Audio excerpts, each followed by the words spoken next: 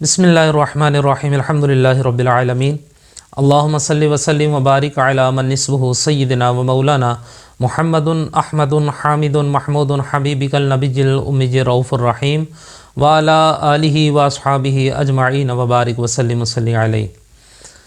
मुअज़्ज़िज़ सामीन कराम, अस्सलामु अलैकुम व रहमतुल्लाहि व बरकातुहू।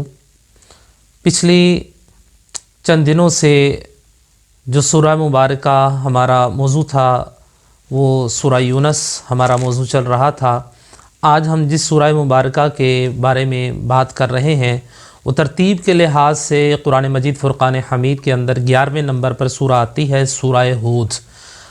आज हम सूरह हूद के नज़ूल के मुतल्लिक़ बात करेंगे कि सूरह हूद मक्की सूरह है।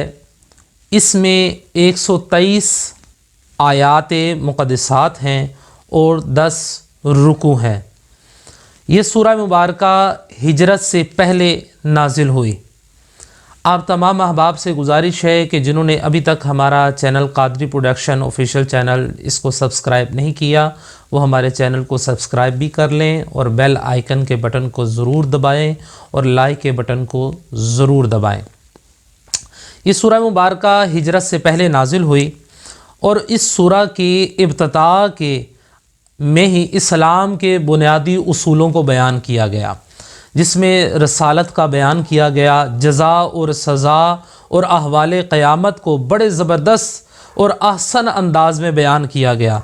और फिर अल्लाह पाक ने गुज़िश्ता अंबिया कराम हज़रत नूह अलैहिस्सलाम, हज़रत सालेह अलैहिस्सलाम, हज़रत इब्राहीम अलैहिस्सलाम, हज़रत लूत अलैहिस्सलाम, हज़रत शुएब अलैहिस्सलाम के वाक़यात और इनकी कौमों के हालात भी इसी सूरह मुबारका के अंदर बयान किए कि उनकी कौमों के ऊपर किस तरह से अज़ाब नाजिल हुए।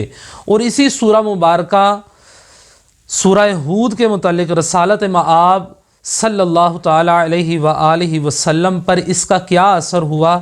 तिरमिज़ी शरीफ की हदीस है कि आप इस हदीस मुबारका से अंदाज़ा लगा सकते हैं कि आका पाक सल्लल्लाहु ताला अलैहि व आलिहि वसल्लम की बारगाह में हज़रत सय्यदुना अबू बकर सिद्दीक़ रज़ियल्लाहु ताला अन्हु हाज़िर हुए और अर्ज़ की, या रसूलुल्लाह सल्लल्लाहु अलैहि वसल्लम आप बूढ़े हो गए हैं।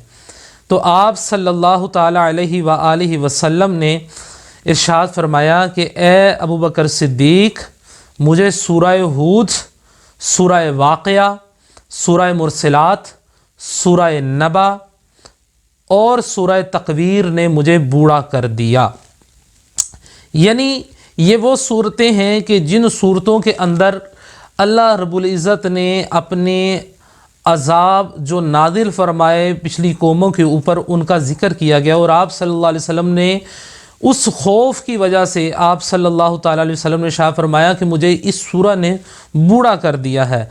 तो लिहाजा उम्मत मुस्लिमा को चाहिए कि इन सूरतों को ज़रूर बिलखसूस तर्जमे के साथ पढ़ा करें ताकि आपके दिल के अंदर खशियत पैदा हो, अल्लाह रब्बुल इज़्ज़त का खौफ पैदा हो। तो इंशाअल्लाहुल अज़ीज़ आने वाली वीडियो के अंदर हम सूरह हूद के मुतल्लिक़ मज़ीद जानेंगे।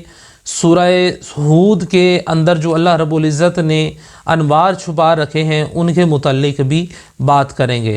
तो अल्लाह रब्बुल इज़्ज़त की बारगाह में दुआ है कि अल्लाह रब्बुल इज़्ज़त हमें कुरान और सुन्नत पर अमल बैरा होकर दूसरों तक पहुँचाने की सआदत और तौफ़ीक़ अता फ़रमाए। आमीन।